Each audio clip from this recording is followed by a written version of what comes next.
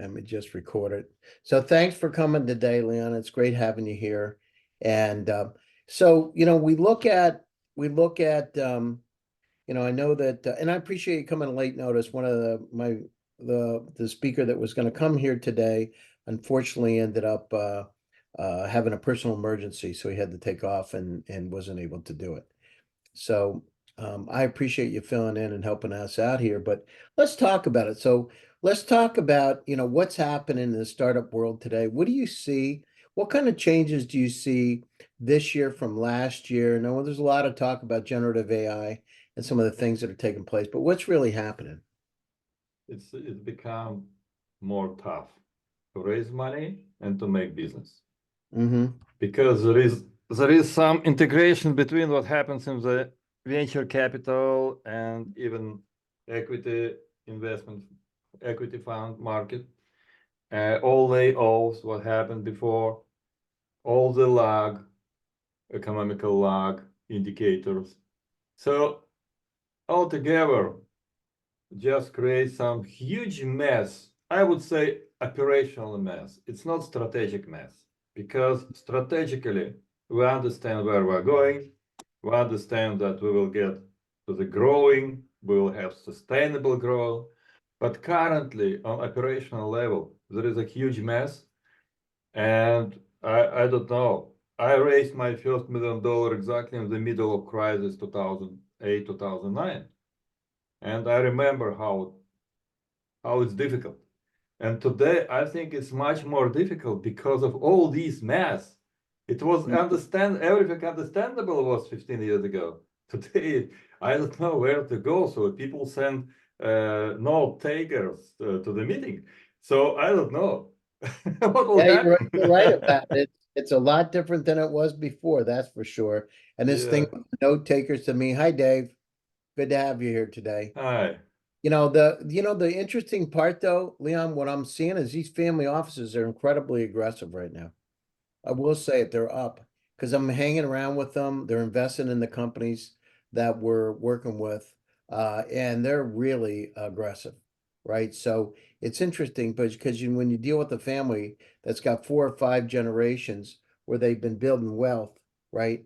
And they're looking at, one of the family offices, they invest up to $5 billion a year. It's a multifamily office in New York, and I know those guys personally. So another one of them just invested in one of the GSD companies, Cerebrum Sensor, right? So I know it's happening because I see it. But the funny part is the family offices, the families are limited partners in virtually every venture fund, and they're getting more active, especially because they want to be more impact oriented compared to what they were before. And I heard it today. I just had lunch over at my club, the VIP Equestrian Club here. I just had lunch over there, and I was talking to one of those persons, right? And so I'm hearing that every day. And not only hearing it, but I'm seeing the investments because they're coming out. It's just different. It's not like it was before. They're more strategic. They own the companies. People forget that they own companies, the largest retailers in the world, the largest car manufacturers in the world, the largest contract car groups, and they got a lot of money. Billions of dollars. One of them, I had a call with. What is today? Monday. I had a call with him, and one of those families, or multifamily office, another one. They put up to $100 million into funds. And I heard it directly. I met the folks out in Utah. So I heard it, right from the horse's mouth. And, not only that, I'm seeing what they're doing. So it's there. It's just different. It's not like it was before. They're, I think what's happening is the model of VC investing this is my own perspective, right? Is that, they say 9 out of 10 companies fail. And the VCs, they come in, they're generally 24 to 33-year-olds graduated from top tier universities, MIT, Princeton, Yale, Harvard, Dartmouth. They come in, they only about 10% have ever built a company. I mean, I'm just giving you a statistic from Chicago, right? So University of Chicago, they say 10% have built a company, and that they're trying to tell you how to do it. They're really, really good at terms of financial models and those kind of things. But when you're building a company, as you know, it's a lot of it's basically, have you done this before? Do you know how to ride the ups and downs? Are you willing to take risk? Because it's always about risk when you're building a company. It's never a straight shot. It's always risk. But and so that's what I'm seeing. And I'm seeing it not only in the US, but I'm seeing it worldwide, right? These families, because they have a lot more money this year than they did last year, right? So that is something that I attended. I went out to Utah and spoke at one of the family office events in Salt Lake City. I just did one of the family offices events in Laguna Beach. I did another one, family office event in Dana Point recently.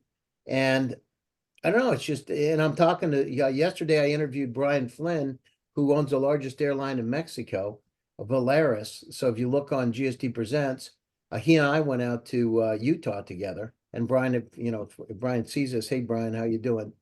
We went to Utah together. He's built $2 billion companies. And he wants to, the reason he started Diamond Stream Partners is because he wants to invest his money. That's it. So, that's what I'm hearing. But they're, he wants to like directly be involved. He wants to understand what the company's doing, what kind of things are interesting for the company. Do they have real stuff or not? He's diving in as an operator. He's a Columbia MBA. You can hear him. So if you get a chance to listen, you can listen to the show yesterday. It was quite interesting. And when we were out there in Utah, we were with a number of the families. So we stayed in a mansion out there. And for a week, we were talking about generative AI with members of the Mormon Church, with people that the one person that was there, Gary Gesselin, manages up to $5 billion a year for multifamily office. The other guy, Jeffrey Flam, is one of the top real estate investors from Utah, and others. But it was fascinating because they're up. But the key is you got to get to them. They're the people that had the money, but it's a different approach. They're more longer term. And their whole thing is, I hear this all the time. One is they want to make this world a better place and impact. And two is they want to preserve multi-generational wealth. I hear that across the board. And they're real concerned about the planet Earth right now in all kinds of ways. Right? All the stuff that's going on. So that's just, and this week, I was up with at Frank Stronach. Frank's the largest contract car manufacturer in the world. He makes the Glenda wagon, the G wagon, and all this stuff. I stayed at his club up in Ocala, Florida. Steve Bruno, if you see this, Steve, thanks for inviting me. Who's a good friend of mine, was there, and I heard the same thing there. You know what I mean? So they want to invest, but they want to be more directly involved. So with these startups that are out there, the key is get to the family offices. They're the ones. It's a holy grail right now. They're up 30%, they say. The post-Series A investing is down 70%. Yeah, I agree. That's a very interesting situation. So I've never seen it like this, Lena. It's like, because the limited partners in the funds are the families, right? They're limited partners in the funds, but you just don't know. maybe they're not satisfied how funds manage their money, and they decided to get in directly.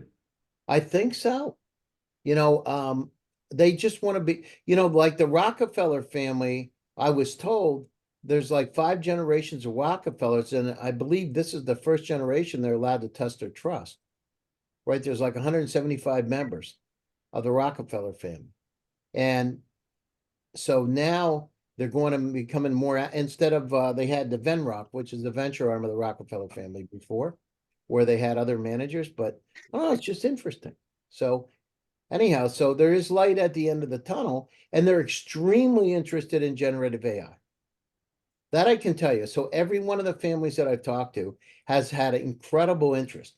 In fact, the one Mormon group that we're working with right now wants to create this fund around GSD of between $50 and $100 million.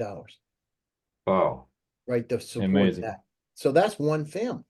So I would go out and reach out. And the way you get to the family offices is you need to go down through, and there are family office events like Opal, like Eon. They're located in places like San Diego, Dave. You know, they're having their events. You need to get in there and pitch it as they're looking for impact. They're looking for generative AI. They're looking for high growth companies. Exactly. I recently was invited to family office meetings in Dubai. It's one of the richest family office meetings, the most richest family offices from Dubai and from the area there. And they specifically every week they set up meetings with 3 to 5 entrepreneurs and companies. It costs for entrepreneur about $3,000 to present for 5 or 10 minutes their venture. But actually, it's a huge opportunity to raise money there. They put money like crazy. Yeah, I agree.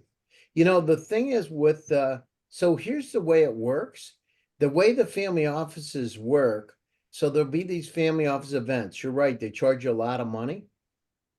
Because they're the ones that are like have the key to the family offices. They have the key to the door because these families are generally private. They don't want, for all kinds of security reasons, those kind of things. They don't want people knowing who they are, right? Or maybe um, so knowing who they are, those kind of things. And these events that take place, you're right. A lot of times they charge you because that's how they make their money. They're not making their money on the on investing. They're making the money on these events because they charge the sponsors a lot of money, then they charge a startup something.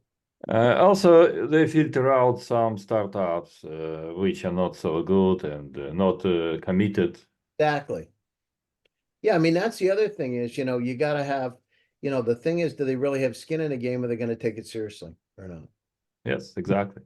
Yeah, so that's what we're seeing. So, you know, I'm seeing more and more and more of it all the time. And I'm seeing so, but by the way, once one family gets involved, I can tell you on the one deal we're working on, one of the deals we're working on right now, the other families start to come in because they start to, oh, wow, that's something I'm looking for. And then they find families that are like-minded based on whatever they have. They find those same families. So if it's an automotive, you know, they're going out to the other families that they know that have other parts of the food chain, right? So it could be the Oh, Ford family or, you know, or Tesla, you know, going to Musk and those kind of things. They start reaching out in a different way. It's interesting, actually. yeah. I So actually had several family offices among my investors of my first company. And I can tell you there is a dark side of this, another side of this, because actually they are not aware about investments. They are not aware about how to deal with entrepreneurs. And they cannot entrepreneurs accept money, so it's not smart money. So for entrepreneurs, family office, it's only money. It's not a good investment. I mean, it's not good money. And so it's quite problematic. Problematic. I mean, I can tell you the one that we're working on right now that we just closed. That family is a strategic investor. So that family is in the automotive business and they own the largest tire company in Canada, right? And so all of a sudden you got a built-in group that can take your product to the market. Then because they're connected to every other tire company, right? And they're you know, part owners, right? And they could get it. And the interesting thing too, with these family offices that I found, you can cut deals with them. They're always into making some money.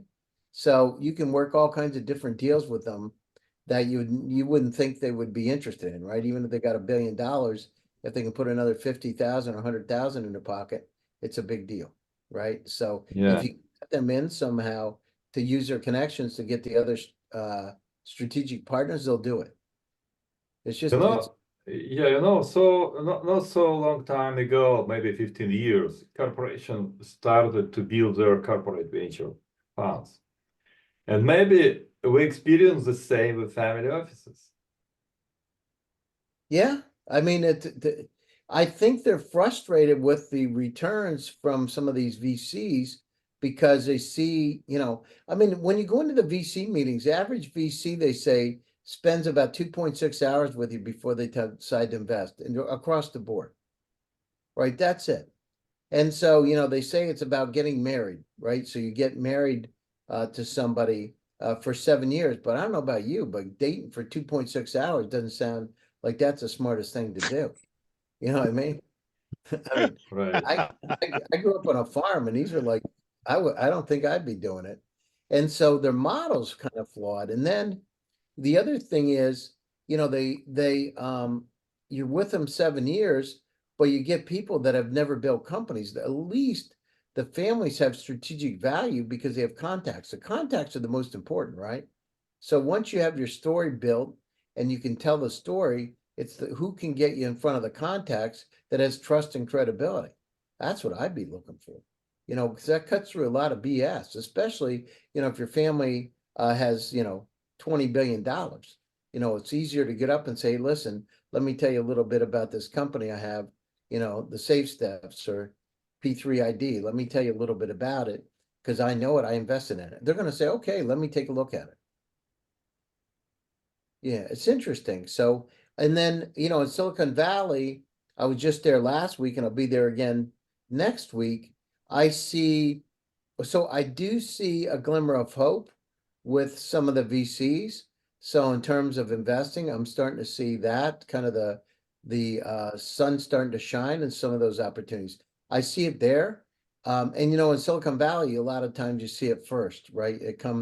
Things Yeah. change. I'm seeing that there's more people moving back to Silicon Valley because I'm seeing people from Miami and Austin a lot actually move back, especially post Series A, because they need resources that they can't find other places. And they have to get those resources to grow quickly. So I'm seeing that. I've just, I can't tell you how many companies that I've seen. The guy that did 5.9, right? John Sung Kim, he just moved back over to the Valley from Tampa, Florida.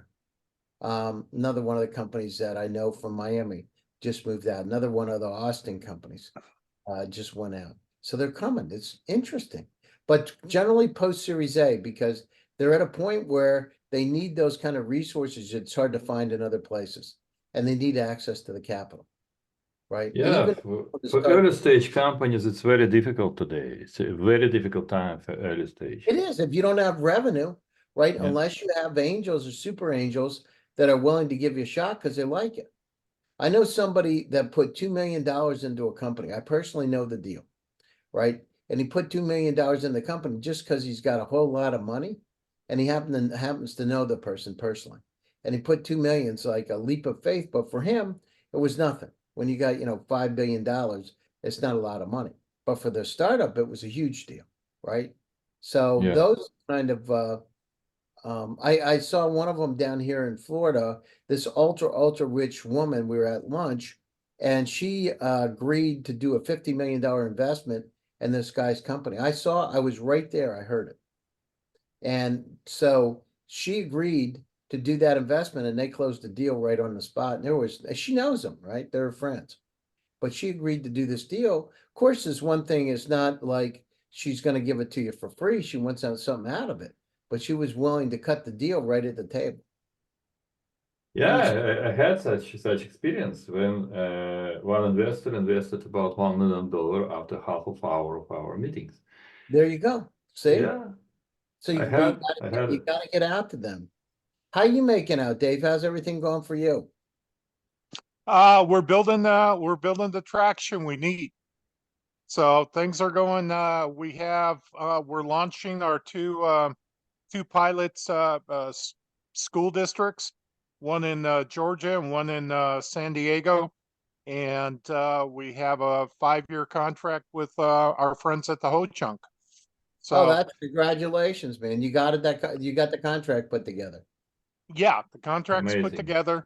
Now we just need the lawyers and everybody to, everything's being funded. So we're in the process right now of it's been cloudy, but the rain clouds are moving away, and we're building what the one thing we needed was to prove the concept and build more traction and revenue, and that's what we're starting the year off with. That's great. Well, congratulations. How you making out, Kevin?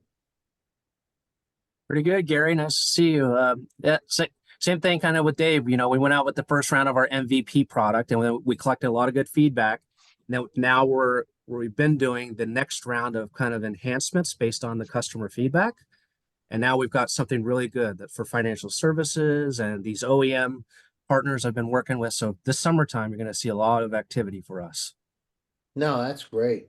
You know, the other thing, guys, I got to tell you, this has really worked out and something to think about. But what we did, you know, we've done now 900 podcasts, right? So these podcasts, if they're search engine optimized and you think about meta tags and those kind of things in it, can have a dramatic impact on your business. I didn't realize it, how important it is. So one of the companies that we're working with right now, that company since December has had a 500-fold increase in inbound because of using, you know, search engine optimization and podcasts and articles and that kind of stuff. It's a profound impact. Yeah, they'll rank video a lot higher than just blogs or other kind of SEO. So video content is like critically important for SEO especially. Exactly. And you know, this one company that we're working with, the company came in and they were very skeptical. They didn't want to do anything with it. And you know, for a few $1,000 a month, right, to be able to have that kind of a visibility and presence is critically important. You get because they can Google your name, right? When they look at you, they Google your name and they say, oh, there they are. There it says the safe steps or P3 ID. Let's talk.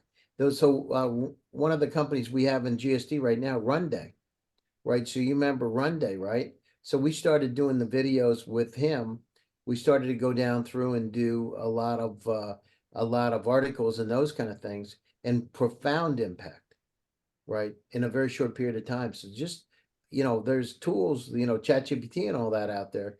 Use the tools and get as much visibility as you possibly can, because they're going to Google your name every time, and they're going to say, get your LinkedIn profiles up and make sure that you got an online presence, right? And LinkedIn is most important today, I think. It's really most important. So it's like everything what you're doing finally should be assembled in LinkedIn. Yeah, Because, LinkedIn. Yeah, you got to make sure your LinkedIn profile's updated all the time, and you got your content there. So I put like all, you know, close to links to my close to 300 articles are inside of LinkedIn. So if somebody checks it, they can look at it because they'll take one shot. And what happens for me is they go to LinkedIn profile and then they start, you know, then they start developing interest from that. But then you're having links back to like Forbes and all those kind of things. yeah, I recently got a message from one guy who said, I am a professional in LinkedIn profile optimization enhancement. Just I am working with many companies. I am very good in this. And I got to his LinkedIn page and he has 1,200 followers. 1,200. He should have 100,000 and he has 1,000. Yeah, you know, you got to spend time in your LinkedIn profile, like use Sales Navigator. And yeah, and he offered me to enhance my profile. So it's very important for startups to build their brand, so to get visibility, and so any investor or client could go there and see, okay, this guy is visible, this guy is good, this guy is put a lot of value to his delivery or his pitches or his presence in media. That's very important. It shows commitment. Absolutely. Yep, they're going to check that. They're going to check your website. The other thing is when you're doing those articles, make sure you put them on the website and you've got the right kind of words in there that are going to get optimized, right? It's going to help you there too. You got to do that. So I can tell you directly because I went down through and done it with GSD. You know, now we got 300 articles, 900 podcasts, right? Almost 900 exactly. It didn't happen overnight either. It took us, you know, 5 years, right, of building these things. But for you, it's the same deal. You got to get out there, even if it's just setting up like a Zoom and just recording yourself talking about a topic, right? intelligent document, data processing, or, making the world a better place with the safe steps, and just going down through, running, even if it's 15 minutes. The other thing that we've done, I didn't realize would get a lot of attention, is we started making little short videos, like TikTok kind of things. That's just not, I never had that kind of stuff as a kid growing up. I didn't know anything about this stuff, but let me tell you, it does work. And most of the other thing is what the, like generations of like my daughter that are 26, they're not even up to speed on ChatGPT yet, right? It's not everybody's up to speed. So use those tools where you have a chance, right? Because in another 6 months or a year, who knows? Everybody could be up, and you're going to be, you'll be coming in second. Yeah, this is the case. And I can tell you that TikTok, Instagram, this is even Apple YouTube Shorts. It just creates skyrocketing growth of everything, all videos, everything. So if you put shortcuts on your YouTube channel and TikTok, and actually you deliver the value in each episode, that works amazingly. Yeah. And do it sooner than later. Yeah, so this is what Gary Vee teaches everybody. So teaches everybody. So make social media. This is what you have to do, and business will come to you. Think about it. How many emails do you each get a day, right? You get inundated. You get so many, you can't look at them anymore. No, And if that's impossible. You're on a call like this for an hour, let's say a Zoom, and you go back through and check. You got so many pages, you don't even know where you start. And if God forbid you're on an airplane and you don't check your email and you're on an airplane going across the US for 5 or 6 hours, right? And you go check, I miss stuff. I personally miss things. It's not because I don't look, it's because I get 300, 400, 500 emails every day now. Yeah, exactly the I same. can't keep up with it.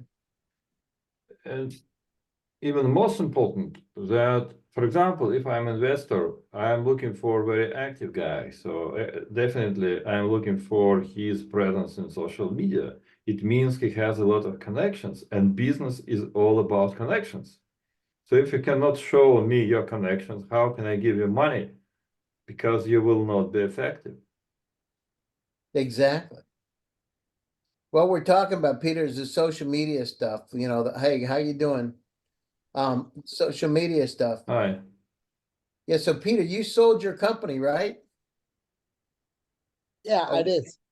I Yep, did another last summer. success, guys. Thank you, Yep. thank you. Although I sold it to a listed company with stock exchange, and we are going down. We have been going down for the past couple of months, so a lot of work ahead to get the rates back up.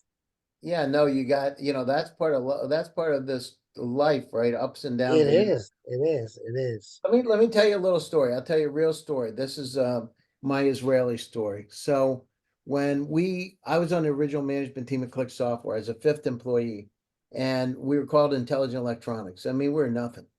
And then I started to understand the magic of marketing. Because what happens is I changed the name of the company from IET to Click Software. I made it up because it was on my mouse and it was clicking. It wasn't an Apple MacBook either. It was a freaking either Dell or Lenovo ThinkPad, actually. Anyhow, I'm on it and I heard the mouse click and I thought, oh, click. And I thought, and then for whatever reason, I saw the word software. I said, well, I'll just do like Microsoft, Click Software. And I made it up. And I thought, well, I'll go out and test it with some people. So I made some nice business cards up. I made these clickers. You know those little clickers you used to get in the show? You click them down. And I'd say, Click Software. I thought this is like Pavlov's dog. I'll have some nice juicy sweets out there and I'll do this clicking thing and see what happens. I was just joking at a show. People went nuts. They're all going, Click Software. They started doing the same thing I was doing. Click Software, Click Software. So what happened is, then I created a family of products: Click Plan, Click Fix, Click Analyze, Click Schedule, Click Forecast. I made it up, completely made it up because of Excel, Microsoft Word, PowerPoint, all that. Well, I flew to Germany. I met with SAP. They said, we love this. You guys are amazing.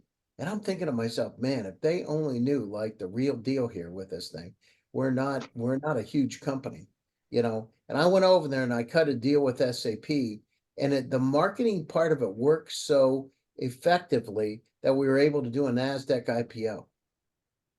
Right. And what I'm saying is this, like, don't underestimate it, because sometimes we break our backs trying to build a company, like doing the sales and marketing, and the old models, even the email, models of getting to people's outdated. You got to it's a lot cheaper to use this stuff online and get out that way than just trying to email blast people all the time or mail. And think, and the other thing is think of the strategies. So if you're trying to get to some high level folks in a company, what I do is I swim in the opposite direction. Everybody's using email. I'll FedEx something to them. You know that the CEO is going to get it to look at it right now. Wouldn't before, and you put personal and confidential on the outside. You get one of those stamps that you can buy online. And you send it over like that. It's unbelievable how much, how good it is. So just think a little bit differently. But I'll tell you, my buddy from December went 500% up in business just because he started doing social media. It didn't happen overnight too, by the way. It took him a couple months to get the traction. Yeah, that's for sure. It takes time, and it's one of our major plans now. Doing sales and marketing globally the smart way, and actually with you, Gary, and all the others here, might be coming to. Of course, I'm going to South by Southwest next month. Anybody who's interested, the rates are going up tonight, 11:59 Texas time, so you still have a couple of hours time to purchase the badge. But I'm going again to South by. Anyone else coming?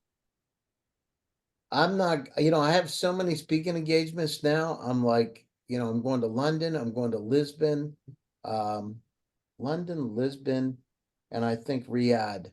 I had too many things going on. I just gotta kind of narrow it down a little bit. So I'm not gonna be.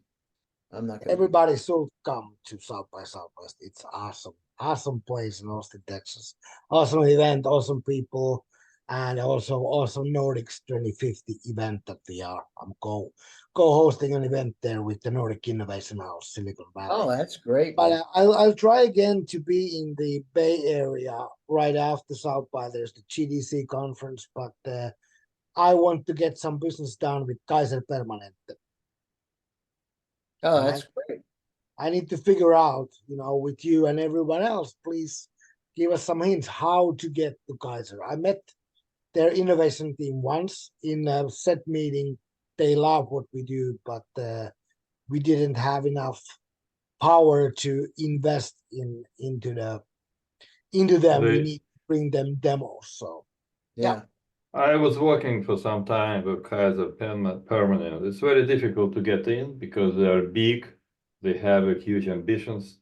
Yeah. And actually, you should find some champions there. You don't have to work with the entity, even its investment or innovation department. You have to find one guy who you will interest by something.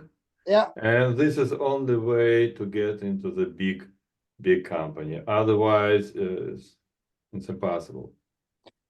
Right. And I have a guy who's Chief Innovation Officer leading one of the innovation team in cardiology, and he actually got excited. He told me, bring 2 of you devices, each cost about $3,000. I just need to get them installed in the US, bring them in for 3 months, and after that, you're either in for big or you're out forever. Do they pay for this? No, that will be that's bad. Investment. That's bad. So you have to give them for 3 months, $6,000 just. It's conventional game of big companies, game of around their authority. I do not buy it. I bought in the beginning and I paid for this a lot because you lose everything if they don't take it. So ask them, put at least 1,000. What's the problem? If you want our device, give me money because I'm startup. Yeah. Although these days we are listed in Canadian Stock Exchange, so Yeah. I can't You use know, the startup that much anymore. But we are still, my unit is you know small. how they screw startups. They take you to the Gulf, yeah, and say, okay, we are friends, win-win solution. So let's do it together. So make it for us, and we will decide if it works. We will buy it. So startups spend $200,000, make something, and suddenly they fire all the team which was working with you, and you lost 200,000. I saw many times such a business. That's a great advice. Thank you, Leon. And I think I'm just gonna tell them that we come all the way from Europe, so So at it's a least FOMO. It's a problem of FOMO. You should learn it in your. Everybody has the FOMO, and should think if I want to get to the party at this price. That's all. Yeah, great so advice. Thank you so much. yeah, I mean, what I would do is it's simple. So how do you get into somebody like Kaiser, right? You got to call to the top.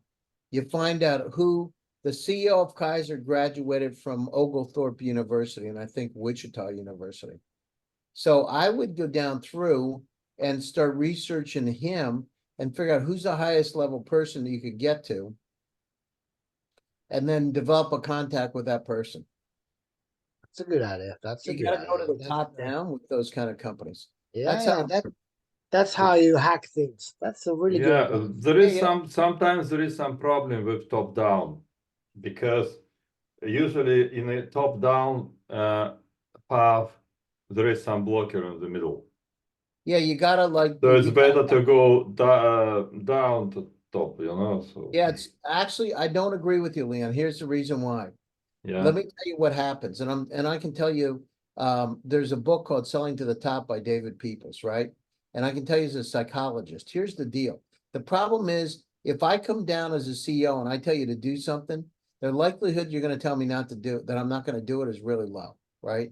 But Mhm. if I do from the bottom up, what does that have for the CEO? He's got or she's got a lot of people coming at him all the time. So his thing is to say no from the top up, the bottom up. But here's the deal. The way that you can sell them is if you have and I've done this with the president of Walmart, with the guy that owns a Limited and Victoria's Secret, Wetzler many years ago. You got to go in and have some type of value proposition around a financial model that's going to show them how they can make money or save a lot of money. You know what I mean? And if Yeah. you have that, they're going to look at it. If you don't have that, they won't. But you got to have something short and sweet. And I'll tell you that I think I told you guys this, right? So I met with the president. This was Sears a few years ago. So the CEO of Sears, his name at the time was Paul Baffico, CEO and president. And I met with him in New York City at the Jacob Javits Center. And I saw him there. He was on stage, and I targeted him. I wanted to get to that guy. So I saw him on stage, and he comes walking on off the stage, and I said to him, Paul Baffico, and I pointed at him like that. And I said, Gary Fowler. And he's like, he thinks he knows me then. Because you only do that if you know somebody. Paul Baffico, Gary Fowler. Yeah, hi, Gary, how are you? And I'm good. I said, you know something, Paul, I figured out I could make you $9 more million. Right. And anyhow, he said, well, tell me some more about it. As soon as I told him that, this, because he was just curious. I said, you can't control the weather, but you can control the impact on your business. I've looked at your assortment, your companies that you have that are located, the locations in a metropolitan statistical area. And in April of this year, we did a long range weather forecasting model. In April of this year, there's going to be a storm of the century. And these are the kind of items, after looking at your assortment, that are going to go up during this time. And this is the week. And this is in January when I told them in April. Right? Nobody forecasts weather out more than 10 days, right? Rarely do you do that because it's inaccurate if you don't use a pattern recognition model. Anyhow, what happened is you know, he said, I targeted him directly because he was a risk taker. Football player. I mean, I researched him, golf, poker, all this stuff. He's a risk taker. Anyhow, I said, you know, Paul, I just want to say one thing. If that happens, right, I'm going to fly out to Hoffman Estates. If it happens, all I need is 5 minutes of your time. I want to come in and see you. If it doesn't, I won't bother you. But I said, it's going to happen. And I want to see how we can work together. So I waited, and I was nervous because there can be solar flares and other things that happen can impact the weather. So anyhow, I go out there, the storm of the century started. There's 6 feet of snow. I rented a 4-wheel drive truck. The guy that I worked with was Irving Crick. He was 79 years old when I met him. He was a student of Albert Einstein at Princeton. He was that kind of guy, right? Really, he was crazy smart, like Nikola Tesla kind of crazy smart. You know, he didn't talk to doves or anything. But anyhow, that top-down approach, I've had it work every single time I've done it. Every one. I've never had it not work over 40 years, not once. But I have to craft the message for that person. You got to be very meticulous in crafting the message. And the other thing is the gatekeepers they have to go through, their assistants are really tough. I even had it with Donald Trump, by the way, just FYI. And I got to him. This is before he was president. So we went down through and you know, it's worked every time, but you got to have some compelling financial reason why they have to meet with you. You must. And then they'll take you down to the next person under them that is, and when they do, and you know, what I always would say is, do you mind giving me an introduction? Sure, no problem. But when the CEO of the company sends something out or his assistant, they're going to listen.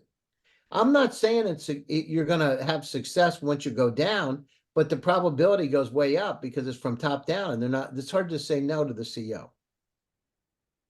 So that's what I've done. We can't hear it depends. It's case to case. So you have to be smart and understand how to reach out to people. Yeah, exactly. I'm not saying it's easy. I'm just saying it works. I can tell you the story. Once we tried to raise money from one of the biggest Chinese companies, one of the biggest, it's multi-billion Chinese company. And we started from the top. So we met with the president, we met with the chairman of this company. And he said to all departments, so check this product and we are interested. Let's see what happens. I am looking for your report about what happens. And we went for all departments. And in one department, the guy manager of this department was in sabbatical for the year. And so his deputy managed department. And unfortunately, when tomorrow it should be the committee to sign agreement, to agree. This guy came out with sabbatical and back there. But that's an extraneous situation. Yeah, that's interesting situation. That's and extraneous. And you know that you got to like take that into consideration. And so in that situation, you got to know who the decision maker is. Your job would be to find out who the decision maker is. And if that happened, worst case scenario, what happens? You know what I mean? It's like, it's almost like being a detective, right? You got to like backtrack it a little to figure it out. If that person's not there, you know, you got a loose end. But I can tell you this for sure. Every time I've done it, and I've gotten to top executives, and I've gone down through an organization, and at least I got the meetings. But then you have to say, are they qualified? Do they have enough money? You know, do they have money? Do they have the need? You know, you had to do through a normal sales call qualification. But when it came down for the CEO, they were open and would talk to you.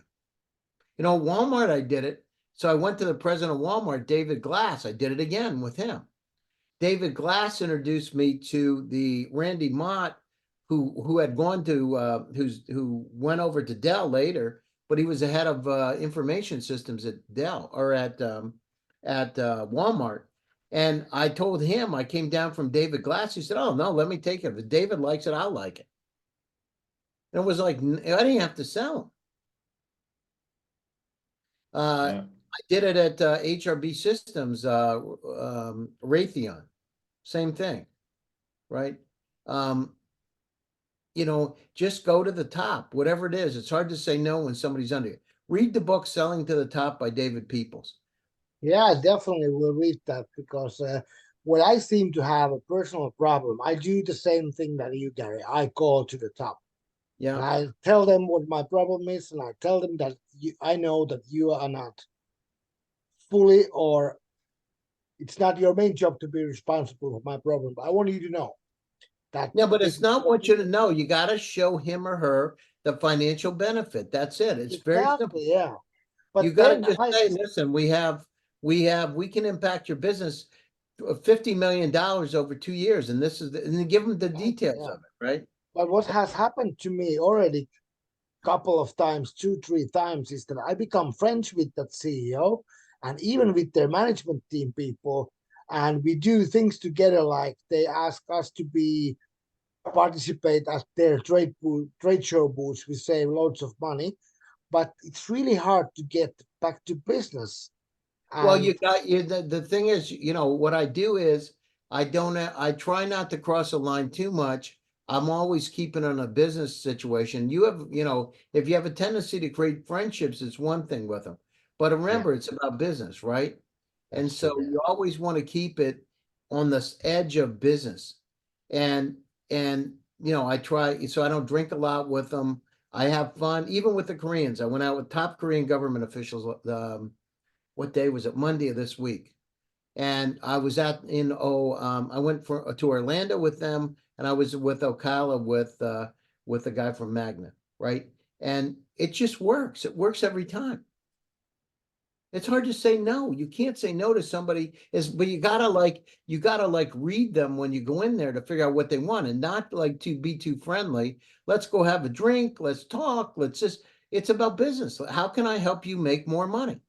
Then if something comes out of it because of that and you cut a deal, that's a different deal, right? Definitely, Just be careful. Just don't, you know, you want to make sure, because, you know, you can have friends that'll be friends, but it's better to be able to have friends that are you're doing business with. absolutely, absolutely. That's what I do. I've done it. I can't tell you all the time I do it, right? Even with these ultra wealthy folks that I'm dealing with now. You know, I got to them. There's 100 billionaires, or 100 of some of the wealthiest people in the world are in the club that I go to. In fact, I'll be there right after this again for All lunch. right. And I'm in there. Best regards from Finland. It's From GSD. unbelievable because they control like everything. You know, Yeah. you got you know, the people in the club, the Mars family, right? Mars Candy, M&Ms, and all that stuff. Jacqueline Mars is in the club. Springsteen's in the club. Bruce Springsteen. What's Billy Joel? Those folks. You talk to them like normal. Hey, you want to play tennis? You know?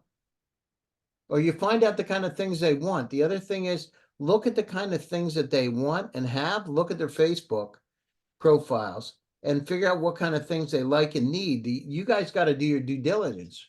Your due diligence is find out who they are, right?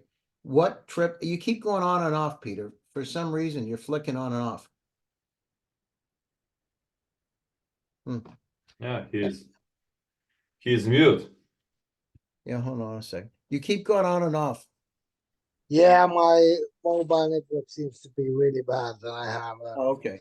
I have another call actually going on and knocking all the time. It seems that when the phone knocks, I'm losing connection for temporarily. So, No problem. Listen, but guys, I don't want anyways, it was great popping Yep. into this. I read some of the chat messages, and of course have been checking out read.ai, cool stuff.